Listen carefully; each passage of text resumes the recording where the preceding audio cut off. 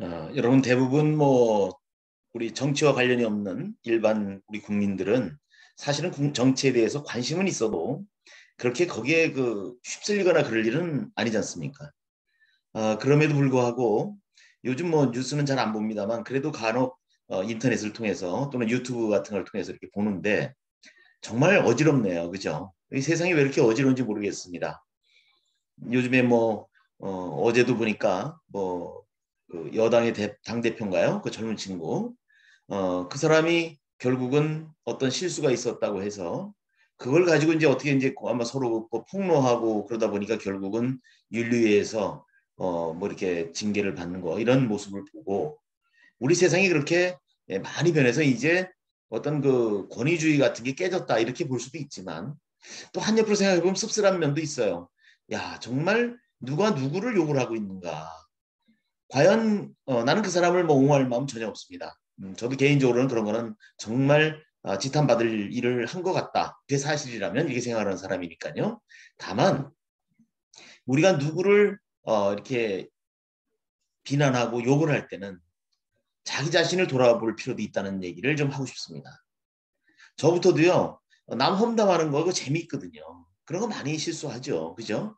저라고 예외는 아닐 겁니다. 그렇지만 그 사람의 앞에서 당신의 이런 것이 잘못이라고 얘기하는 거하고 있지도 않는 곳에서 또 부풀리거나 또는 제대로 알지도 못하는 사람이 함부로 들은 얘기를 가지고 하는 것은 굉장히 우리가 일반 평범한 생을 살아가는 우리 시민들 입장에서도 조심해야 될 일이 아닌가 이런 생각을 합니다.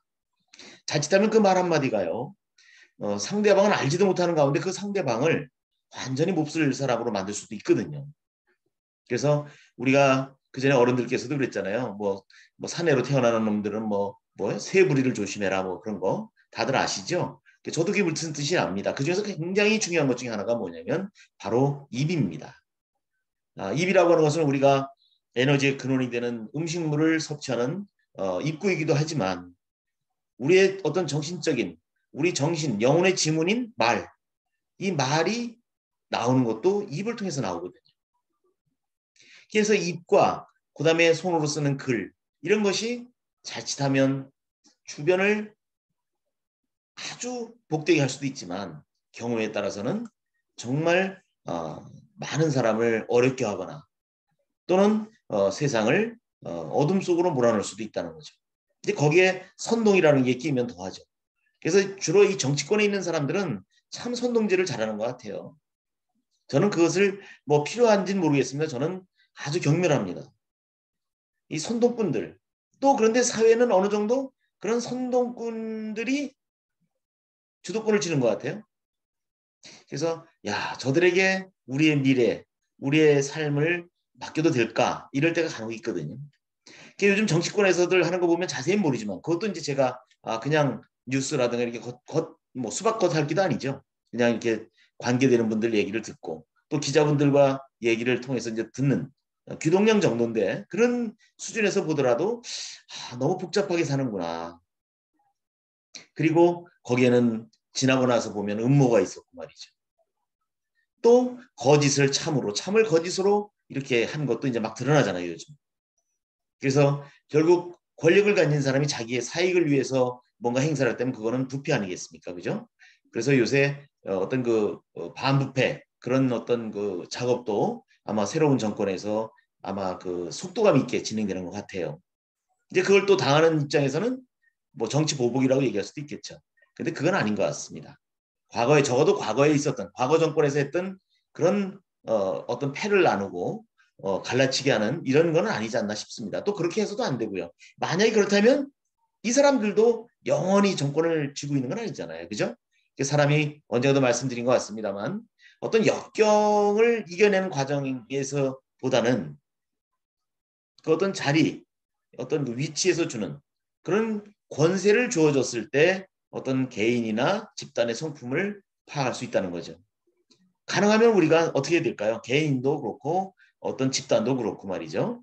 주변과 자기 자신은 물론이고요. 주변을 같이 좀 복되게 갈 수 있는 쪽 그런 쪽으로 마음을 쓰고 그래야 되지 않겠습니까? 그래서 가능하면 우리가 명료하게 옳고 그름을 판단하는 것도 중요하지만 덕으로서 하는 것도 굉장히 중요하다는 거. 할 수만 있다면 말이죠. 근데 또 그거를 악용하는 사람들도 있으니까요. 그래서 법을 갖다 들이대고 또 어떤 경우에는 잡아넣기도 하고 말이죠. 정말 그런 게 바로 우리 이제 우리 사람 사는 사회를 이제 질서를 잡는 하나의 그 기제이긴 합니다만 좀 어찌 보면 사람이 사람을 구속을 하고 하는 것도 참 좀 슬픈 일이죠.